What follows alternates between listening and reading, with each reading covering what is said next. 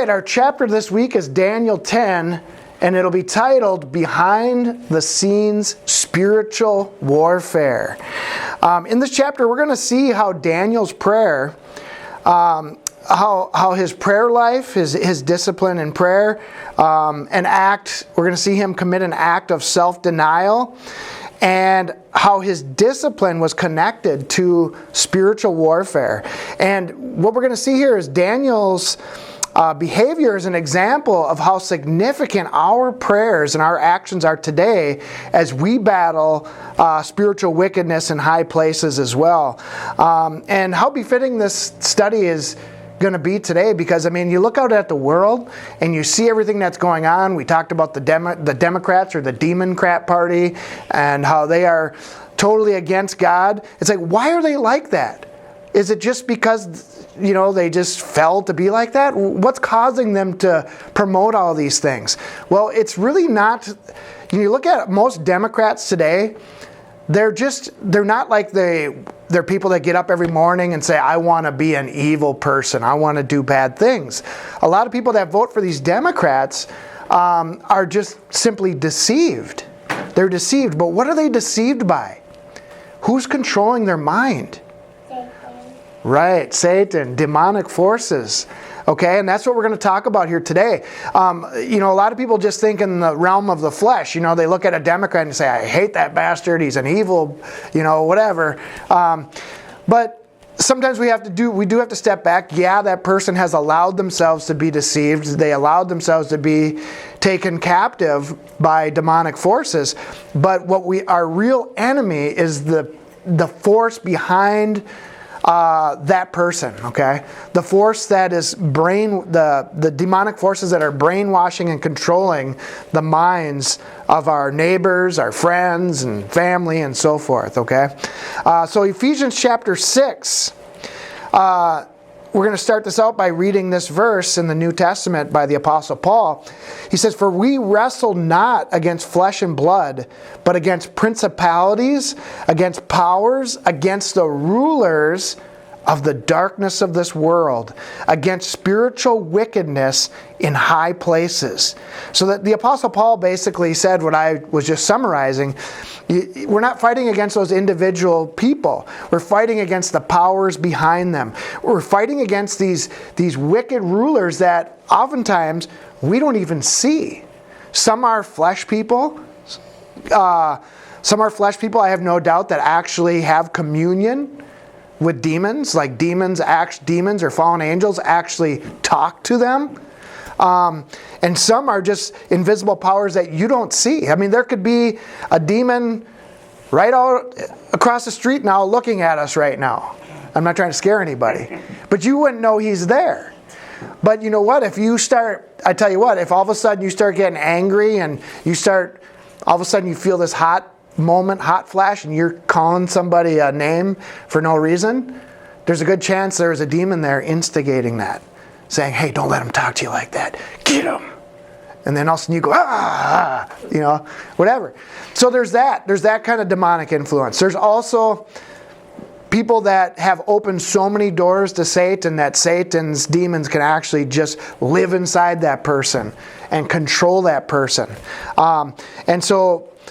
This applies on the governmental level as well. There are people in power that are controlled by demonic forces. And in this chapter, like I said, we're going to get a behind-the-scenes look at how some of that goes on. Okay? How some of that goes on. Daniel 10, verse 1. In the 3rd year of Cyrus, the king of Persia, a thing was revealed unto Daniel, whose name was called Belteshazzar, and the thing was true. But the time appointed was long, and he understood the thing and had understanding of the vision. Okay? In other words, in the Daniel here, he says at this certain day in the 3rd year of Cyrus's reign, he says God revealed something to me. Okay, He revealed a truth to me. He revealed some things that were going to happen in the future. And he what's interesting, he says the time appointed was long. Okay, was long. This vision had to do with long-term things. It wasn't something that was going to happen tomorrow and it's all over with. It was going to happen over a long period of time. Last week we kind of talked about the gap theory, and I think that plays into this. This was always going to be over a long period of time. So I will mention this in passing here. The captivity of Judah and Jerusalem by the Babylonians was supposed to only last 70 years, which it did. And that seemed like a long time to Daniel. It was pretty much all of his life. And now I believe he's into like some of the exiles in the Babylonian captivity have returned back to Jerusalem for, I think, during these in the last couple of years, within the last couple of years of when Daniel's explaining this vision here. So some exiles had started already going back to Jerusalem under Ezra, and they're getting ready to rebuild Jerusalem, but things are still not looking all that great for the Israelites. And it's important to understand because from Daniel's perspective, we're going to see him get very kind of unhappy about this vision. This vision isn't going to make him excited because he's thinking right now, 70 years are over. God said only 70 years. And then he's probably thinking everything's going to be back to normal and it's going to be great, but it never quite got to what he was hoping for, and God never promised it to be to that extent. And I'll explain in a minute. Verse 2, in those days I, Daniel, was mourning 3 full weeks. Okay? So whatever, he was so disturbed. Daniel was so disturbed at this, about the situation. You think he'd be happy because the Israelites are going back to Jerusalem now, or some of the children of Judah, and they're starting to rebuild. But he was very sad. And if you remember back from the prior chapter, I think that's why, because he was thinking 70 years was the only amount of time that the Israelites are going to be punished for. But then in Daniel chapter 9, God gave this 77s prophecy that had to do with Gentile dominion over the city of Jerusalem and over the children of Judah and over the land of Israel.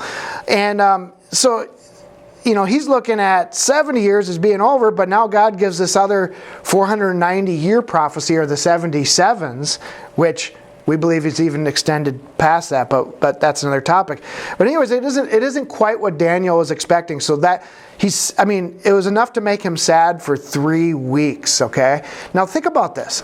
How many of us are getting sad right now as we see America falling apart? It hasn't even completely fallen apart yet, and I hope it doesn't, but many prophetic indicators say that it could. There could be some very sad times coming for us, and if you were living during Daniel's time, you could relate to why he was this sad. In verse 3, it says this, I ate no pleasant bread, neither came flesh nor wine in my mouth, neither did I anoint myself at all, till 3 whole weeks were fulfilled. Now this is very important. These 3 weeks of mourning that Daniel went through. So he eats no pleasant bread. He didn't drink any wine, and so forth. In other words, what Daniel was basically doing, he was putting himself through a partial fast or a period of self-denial. He was trying to deny himself the pleasures of the flesh. Now that would be akin today where, some people do this today where if they really want to get God's attention and they're sad about something, it could be a loved one sick, something else is going on in their family, or something bad's happening in America, right? They might decide to give up certain things that are distractions or pleasures of the flesh, like TV, phone use, internet, and even a partial fast for a period of time to try to get God's attention. Now that isn't really done all that much these days. People think, well, why would I do that? Why would I need to do that? Well, we're going to actually see it is something that God does honor when you deny yourself and plead, and spend some time pleading with Him. Matthew chapter 6, verse 6, Jesus says this, But thou, when thou prayest, enter into thy closet. When thou hast shut the door, pray to thy Father which is in secret, and thy Father which is in secret shall reward thee openly. Okay, this is basically what Daniel was doing. He was doing this kind of in secret. He was on a partial fast. All he was doing was eating vegetables and drinking water, and so forth. And he was praying and mourning in secret, and we're going to actually see God is going to reward him for this. And not only is this going to be a reward, but this 3-week partial fast that Daniel's going to put him through actually is going to give him power over some demonic forces. It sounds strange, but it's true. We'll see. And in the 24th day of the first month, as I was by the side of the great river, which is Hiddekel. Now, Hiddekel is the Tigris River. It was where Babylon was. Babylon was between the Tigris and the Euphrates River. And many of you know that the Tigris River is where Iraq is today, both the Euphrates and the Tigris. In fact, I used to run missions back and forth when I was deployed over there with the Army, back and forth from the Euphrates to the Tigris, from Ramat, the city of Ramadi, to Baghdad. So it was really interesting seeing those rivers and knowing that I was traveling this place that had so much biblical history there. But anyways, that's where it is today. So Daniel, way back in time, he was in Iraq, where he gets this vision here in a minute. Then I lifted up mine eyes, and I looked, and behold, a certain man clothed in linen, whose loins were girded with fine gold of Uphaz. So picture this. Sorry, I was getting a phone call. Turn off your phones. So picture this. He's sitting there praying and mourning for 3 full weeks. And then all of a sudden he looks up and he's standing by the river and he sees this man. And he's describing this man. Anybody want to guess what kind of a man this is? Angel. It's some kind of an angel, okay? Now it says he was wearing this fine linen, like white, really pure white clothes, and he has like this, has some golden parts to his clothing. His body was also like the beryl. This is like a precious gemstone. And now check this out. And his face as the appearance of lightning. And his eyes as lamps of fire, and his arms and his feet like color to polished brass. And check this out. And the voice of his words like the voice of a multitude. So, hey, if you guys want to talk to one of God's good angels, just mourn for 3 weeks, and here you go. No, it won't happen every time, but it happened in Daniel's case. He actually sees this angel of God, and he's describing him, and his face is like lightning. It's just bright, and you picture lightning flashing in the sky. I mean, that's bright. It's like flashing, and then the guy's talking, and his voice sounds like a whole multitude of people talking. So you ever oftentimes when people think of God talking to them, they'd be like, Joshua! You get like this big booming voice, That's what he was hearing, this strong voice of this guy. It sounded like a whole army of people. So there is a description of Jesus in Revelation chapter 1 that closely resembles this same description, but I do not believe that this is Jesus here in this passage, because we're going to find out this angel needed some help from Michael the Archangel in a spiritual war that was going on, and Jesus wouldn't need any help from any angels. But it doesn't say his name. We're never going to find out this angel's name. Many people speculate that it's Gabriel, and it very well could be. But at this point, I'm going to just call him the unnamed glorious angel, okay? Because that's all we know for sure. Verse 7, and I, Daniel, alone saw the vision, for the men that were with me saw not the vision, but a great quaking fell upon them, so that they fled to hide themselves. Now check this out. Daniel had people with him when this angel appeared. Did any of the people see this angel besides Daniel? No, you know what all they heard was an earthquake. The earth quaked and they ran scared. Okay? Why would that be? Well, I can tell you this, that this vision wasn't meant for those other people because they weren't doing what Daniel was doing. They weren't mourning and praying like Daniel. So, in other words, likely they were not worthy to receive this vision. How do we apply this to our lives today? Well, many people want an answer from God, or they want something from God, but they do not actually take the time to pray or to study or to try to understand God. So God's not going to show them some fantastic truth in His Word unless they first put in the effort of seeking Him. Okay? So these people, they just got scared to death when this angel appeared. All they felt was an earthquake, and they ran like, kids running from a polar bear or something, All right. A grizzly bear. Yeah, it was like running from a grizzly bear that quaked the ground. Okay. Daniel chapter 10 verse 8.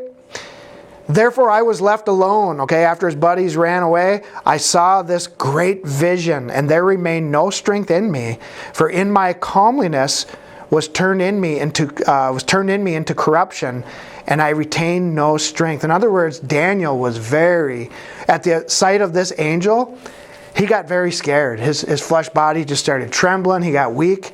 So when you're in the presence of an holy angel like this, it's not going to be like, oh, hey, how you doing, buddy? Hey, God's my buddy. People talk like God's just their buddy. They have no fear or reverence for God. Or an angel like this. You see an angel like this, and you're not going to just be talking to him like he's, your best friend that you've always talked to. You're probably going to be on the ground in shock, wondering what's going on here. But now think about this. I'm going to bring this up because Daniel is being visited by an angelic being here. Okay. Now we're going to find out that there are bad angelic beings. Okay. And what do you think they do with their people? Because there are people that pray to demons. Does everybody understand that? There are people that pray to demons.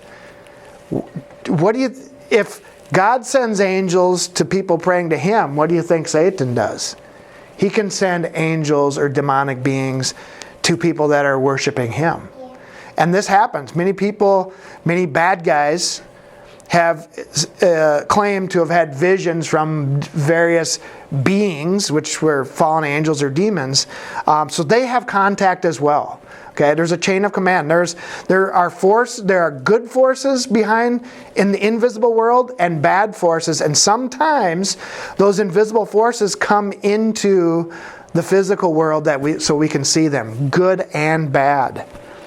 Verse 9, yet heard I the voice of his words, and when I heard the voice of his words, then I was in a deep sleep on my face, and my face toward the ground. Okay, so basically Daniel fainted. He passed out. He was so shocked by this being. Verse 10, and behold, an hand touched me, which set me upon my knees and upon the palms of my hands. So the angel's lifting Daniel up off the ground slowly here. Verse 11, and he said unto me, O Daniel, a man greatly... Now check this out. O Daniel, a man greatly beloved. Now think about this. You're being visited by an angel. Oh, the bad angels are doing that. You're being visited by an angel, and all of a sudden this angel tells you you're greatly beloved. How good would that make you feel? You're like, wow, this angel, that means God, for some reason really, really is showing extra affection to me. He loves me. And it's because Daniel was such a loyal servant to God, through many things. So what a wonderful day wonderful moment for Gabriel anyways, or for Daniel, I mean. And then he says this to him, understand the words that I speak unto thee, and stand upright, for unto thee am I now sent. And when he had spoken this word unto me, I stood trembling. Now you notice this always happens. These angels of God are not weak pacifists, okay? Many times we see our pastors, they're always really soft and gentle. But these true messengers of God, what does he do to Daniel? He helps him up. He's a little gentle with him. Then he says, stand up on your feet. And I want you to understand what I'm teaching you, okay? That's what he said, this angel. See, and then Daniel's just standing there going, okay. He's trembling. Verse 12, then he said unto me, fear not, Daniel, for from the first day that thou didst set thine heart to understand, and to, now check this out, underline this in your Bible if you want to, and to chasten thyself before thy God, thy words were heard, and I am come for thy words. Now look at this. He said, Daniel, don't be scared, okay? I want you to know this. From the first day that you started praying, from the first day of those 21 days, those 3 weeks, your prayers were heard. And not only that, but it was honored that you were chastening yourself. What was he doing to chasten himself? He was on that partial fast for 3 weeks. He was not drinking wine. He wasn't eating any delicious meats. He was just on like a vegetarian diet for 3 full weeks to discipline himself before God. So, God does take, He does honor discipline when we discipline our lives. How else could we apply that to our lives? Well, setting aside a certain amount of time every day to study our Bibles. God honors that. When you do that, He answers. Okay? Many times people wait until everything's gone wrong in their life and then they cry out to God, oh God, help me, I'm in trouble. If they wanted to be blessed, instead of waiting to be in trouble and crying out to God, it's best to discipline yourself to obey God on a daily basis and be rewarded greatly like Daniel was here. So, spiritual breakthroughs and answers come from prayer, study, and self-denial, okay? Jesus fasted for 40 days before overcoming the tempter. And you know what his tempting ended with? The devil asking him to make the stones into bread. What did Jesus do? He performed an act of self-denial. He was hungry. He could have made the stones into bread, but he said no. And you know what his answer was to Satan? Man shall not live by bread alone, but by every word that proceeds out of the mouth of God. Okay? In other words, he says, we don't just live by food. Okay? We live by God's word. So when we study the Bible, that's what's actually feeding our souls. This food is way more important than any physical food. And the example that Daniel is showing is he was not eating all the he wasn't having these big juicy T-bones and porterhouses and ribeye steaks for a period of 3 weeks so that he could focus on the spiritual food. Okay? And another interesting thing is these 3 weeks of self-denial and this partial fast that Daniel went through brought a spiritual breakthrough by having this angel come to him. There's another example of this in the New Testament where Jesus said that certain kinds of demons could not be cast out unless the person was fasting and praying. Some demons could come out just by saying in Jesus' name, get out of him right now. It's God's property or something like that. But some demons you could shout at like that and they'd look at you and maybe smile and give you some demonic weird look. Like, I'm not going anywhere, buddy.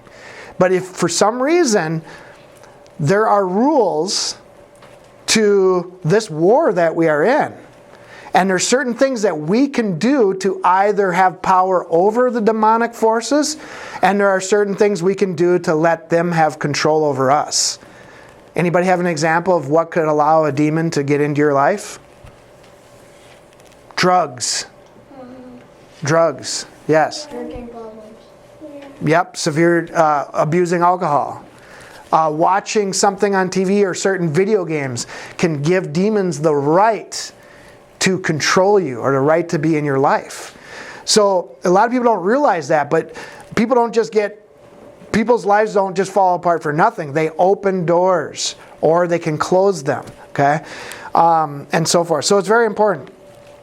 And we know that for some reason fasting, when you fast, you can actually cause demons to lose their power over certain areas. Verse 13, But the prince of the kingdom of Persia withstood me 21 days. But lo, Michael, this is the angel talking to Daniel, one of the chief princes came to help me, and I remained there with the kings of Persia. Now, most people know who Michael the Archangel is, right? In the book of Revelation, he's the guy that's the angel in charge of fighting Satan and his angels.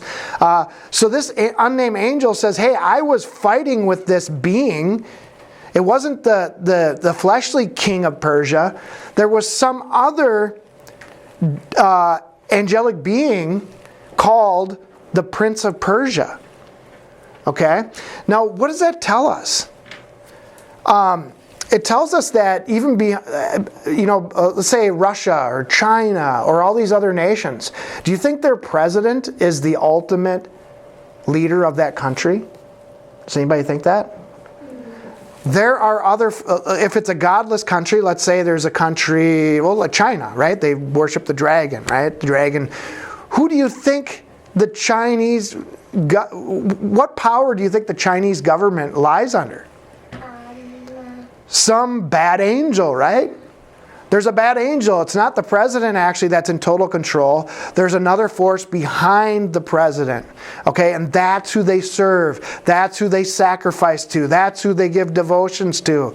And sometimes these people do this openly, and sometimes they do it secretly. Some of our leaders some of the leaders of these different countries. So back in this day, there was a king of Persia, but there was actually there was a flesh man who was a king of Persia, but there was also a king of Persia in the spiritual realm that this angel was fighting for. Now check this out, for 21 days. Why was the angel fighting this bad angel why was the good angel fighting this bad angel called the Prince of Persia for 21 days? Does anybody know how many days was Daniel praying for? 21 days. While Daniel was sitting there praying every day, somehow his obedience and his prayers were giving was affecting the war going on between the good angels and the bad angels. And ultimately Daniel, when he got to that 21st day, Michael was able to break through in that spiritual war and help this unnamed angel out, okay? So what if Daniel stopped praying on day 20? Would this angel have ever made it to him? What if he stopped praying and doing this partial fast? Maybe the bad guys would have then had the advantage. So you see how real this is and how behind the scenes it is. When we pray, our prayers are not just some, empty words like, oh God, thank you for the daily bread and so forth. I mean, not that those are empty words, but some people they don't realize the power of prayer, okay? All right, I'm going to mention this. In the Apocrypha, I believe it's 2nd Esdras, I should have looked this up. It lists the names of 7 archangels of God, and 2 of them were Michael and Gabriel. So this could have been one of the other 5, one of the remaining 5 archangels that's just not named. It could have been Raphael or Phanuel, or I can't remember all their different names, but it doesn't necessarily have to be Gabriel, okay? Most people assume it's Gabriel, but we don't have to say that. So anyways, whatever was going on, Daniel's prayers affected the spiritual war going on that most people have no idea is there. Now, verse 14, now I am come to make thee understand what shall befall thy people in the latter days, for yet the vision is for many days, okay? And this is not the answer that most of us want to hear. We want heaven to be on earth right now, right? And you get to see Daniel doesn't. Oftentimes we're so impatient, we want things to be over with and complete now. But this vision was, and prophecy of bad rulers ruling the world for a period of time would happen for quite a long time.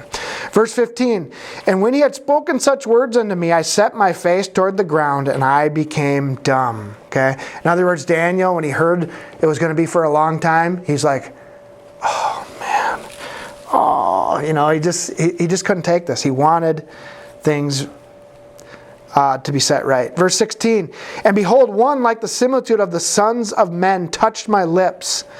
Then I opened my mouth and spake and said unto him that stood before me, O my Lord, by the vision my sorrows are turned unto me, and I have retained no strength. In other words, knowing that these bad rulers would be in control of the world for a long time, Daniel was again, he was very sad, and to the point where you could almost say he was depressed. He had no strength in him. Okay. Again, I'm going to mention, Daniel was thinking 70 years are up. In his mind, he was thinking, well, God said that the Babylonians would only desolate Jerusalem for 70 years. Once that's up, everything's going to be great again. Now, it was, to a certain extent, the Israelites or the children of Judah were allowed to go back and rebuild the walls of Jerusalem after 70 years and the temple, but they were still under the control of pagan world empires, okay? You went from Persia to Greece, and then you had the Roman Empire. They still controlled the city of Jerusalem and the temple. Okay, so the 70 years of desolations ended, but the pagan world dominion did not end at that time. And that, I have no doubt, Daniel didn't realize that was the case. Verse 17, for how can the servant of this my Lord talk with this my Lord? For as for me, straightway there remained no strength in me, neither is there breath left in me. Then there came again and touched me, one like the appearance of a man. So it sounds like there are multiple angels here touching Daniel, trying to make him, reassure him it's going to be okay. And he strengthened me, okay? So what's weird is it's like the angels seem to be strengthening Daniel, but Daniel's prayers seem to be able to strengthen the angels for some reason, or at least give them lawful authority over certain dominions. It reminds me of a place where Jesus said to Peter, he says, Peter, I've given you the keys of the kingdom of heaven. Whatever you bind on earth shall be bound in heaven, and so forth. In other words, there's a direct connection there. Verse 19, and he said, O man greatly beloved, fear not, peace be unto thee, be strong, yea, be strong. And when, notice he didn't say be weak, be a pacifist, be a wimp. He said, be strong. And when he had spoken unto me, I was strengthened and said, let my Lord speak, for thou hast strengthened me. Then said he, knowest wherefore I come unto thee? And now check this out, and now will I return to fight with the prince of Persia.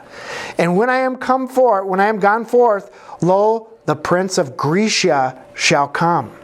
So this angel is obviously, he's telling Daniel, he says, okay, now that I'm done talking to you, I'm going to go back and fight with this wicked prince of Persia. And then after that, I'm going to fight against the prince of Grecia, the prince of Greece. Okay? So again, he's giving Daniel a little insider baseball, if you would, for lack of better terms. He's showing them what's going on behind the scenes. But I will show thee that which is noted in the scripture of truth, and there is none that holdeth with me in these things, but Michael, now check this out, but Michael, your prince. In other words, he says, no one else knows the things that I'm telling you. It sounds like not even a lot of these other angels. Only Michael and this angel knew these things, and they were sharing it with Daniel. Okay? And no, and he says, Michael, your prince. Who is Michael the prince of? He's the prince of Israel, right? So like I said, the bad countries have angels that rule over them. But the nation of God's people have a prince over them, a ruler. Obviously, ultimately it's Christ and God, but Michael the Archangel. I truly believe that Michael the Archangel is likely, since we are one nation under God and God we trust, I believe that Michael could likely be the prince in the unseen world over the nation of America. Interesting. I think that's it. All right. In conclusion, spiritual warfare, spiritual victory all started with Daniel practicing a 21-day period of self-denial, of prayer to keep himself from the desires of the flesh and so forth. And it really seemed to have a direct correlation between battles that were being fought in heaven or in the unseen world. And like I said before, there are things that the things we do in our daily life, we can either open up doors for bad angels, or we can shut doors on them. We can do things that give up ground to bad forces, or things we do can actually take power away from them. And it's a very serious and a very real thing. It's not like this is a pretend cartoon that we're talking about. There are real beings all over the place that we don't see, and there's a real war going on. And we are a part of that war, a very, very important part of that war. Any questions or comments? You said there were 7 angels? I think it's second in the Apocrypha, second Ezra. I think it says but there. Only 2 were good, kind of like the candlesticks. No, I'm just yeah. Oh, okay. No, all 7 of them are good. In fact, I think they probably are the 7 angels. Maybe even the same 7 angels that have the 7 trumpets in the book of Revelation and the 7 vials. Something related to me there. I don't know what it was. Yeah. 7, never mind. I can't explain myself sometimes. I think that there's definitely got to be a pretty serious spiritual war going on right now. Right.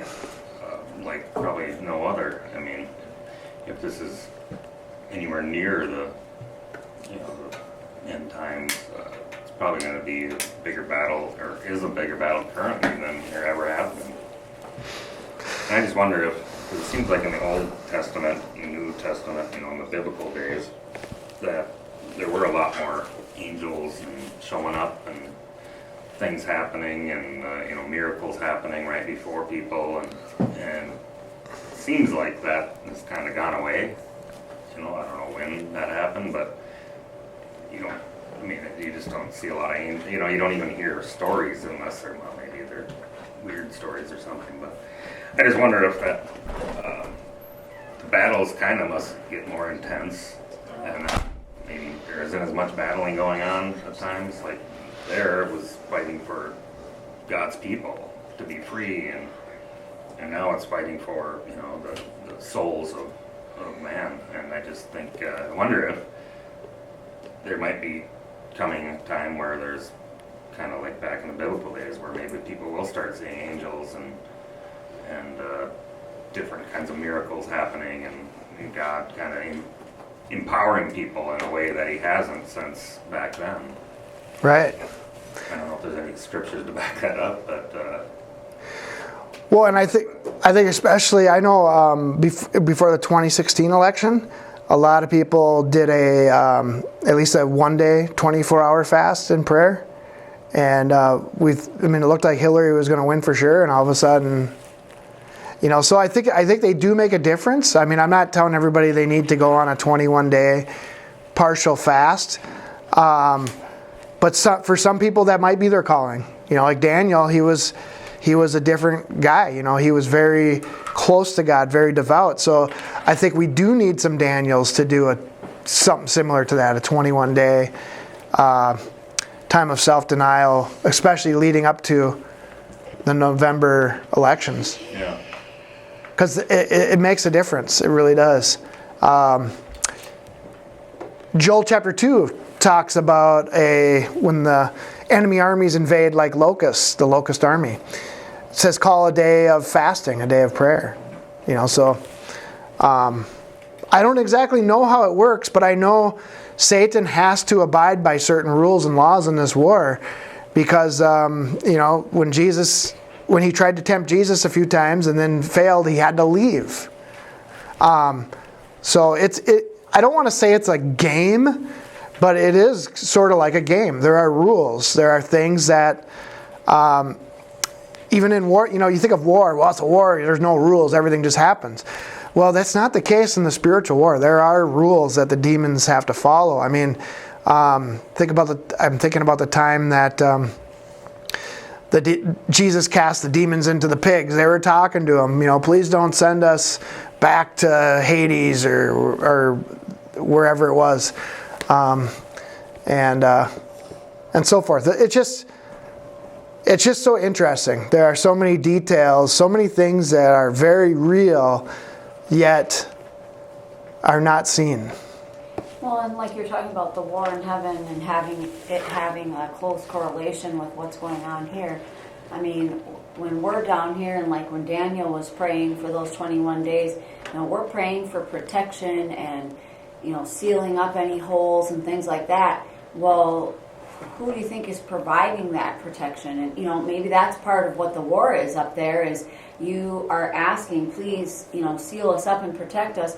And those good angels are up there, like, building a wall, like, step off. You can't go near that family or those people. They're protecting us from those evil forces sneaking into our homes and our minds and everything else. So maybe that's part of, like you said, those 21 days, they were battling up there because he was praying for protection or whatever. And so they were, answering his prayer by protecting him from the evil forces. Right. That's a good point. And Satan was trying to stop that angel from getting to Daniel and giving him the message. Tried very hard to stop him.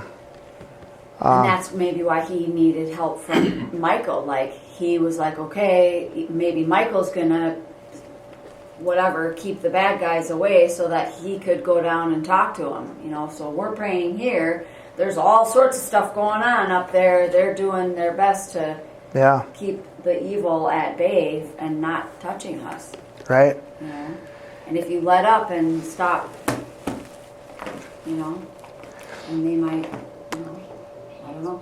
Yeah, Psalms 91 talks about how, I think it's Psalms 91, that talks about that we have guardian angels, that God's servants have guardian angels that actually watch over and protect them. So it's a very real thing. If you're serving God, you got bodyguards. You got some pretty powerful bodyguards. It's almost like if you don't pray, it's possible that you just kind of left alone too. Like, obviously God's plan is going to go forward no matter what, but to me, this whole lesson kind of just shows the significance of prayer. In getting God's attention, or at least showing him that you care enough. Yeah. But, it's fascinating. There's a part of you that thinks, well, God's all powerful.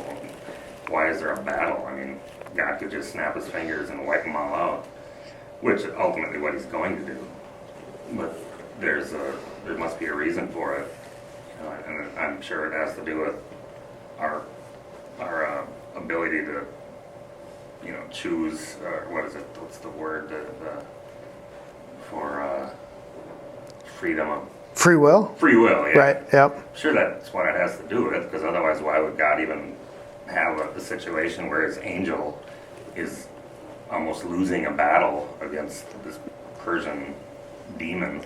Right. And he needs help from Michael. I mean, it just has. I mean, it just shows that, and then it needs, not needs, but people like Daniel to pray, and kind of intercede in that way. I don't know. I think it just helps drive who we are as a person, and it shows God who we are as a person. How involved we are, and how much we pray, and how much we care. Otherwise, what's the point overall? And God would just say, okay, you guys aren't going, you guys are going. We're done. But he gives us all the ability to either choose the right way or the wrong way, or pray or not pray. Yeah. It's fascinating. It's also extremely deep and hard to understand. Yeah. Well, yeah, I mean, like Daniel was mourning about the time appointed being long, and it ties into what you're saying. I think God's allowing all this to happen to test and to strengthen people, Right. to help them mature, it causes you to grow. Right. Like if God just did everything for us, we'd be not very understanding, not very wise, not very strong spiritually. Right. You have to go through battles. I mean, everybody knows in life, whatever you're trying to overcome. I'll just take sports, for example. If you never compete at the low levels, you're never going to compete at the high levels. You need that experience. You need to have some wins, some losses to learn from, and you keep building and building and building. So that seems to be a lot of maybe why he's doing this.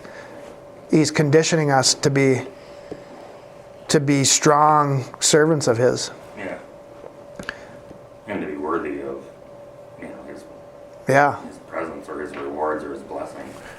Right. There is another spot that God says that his people go through the great tribulation because he's going to, it's like putting metal, like a gold into the furnace to get all the impurities out, to refine it, to make it more valuable. So sometimes the heat of life will purify us. It'll get rid of some of our trials and temptations will actually make us more pure than we were before. Anybody else got any questions or comments? No? All right. That officially concludes our study. Christian Overcomers is brought to you by the tithes and offerings of our listeners. If you would like to support our ministry, please go to ChristianOvercomers.com. God bless you, and thank you for your support. Mine eyes have seen the glory of the coming of the Lord. He is trampling out the vintage where the grapes of wrath are stored. He has loosed the fateful lightning of his terrible sword. His truth is marching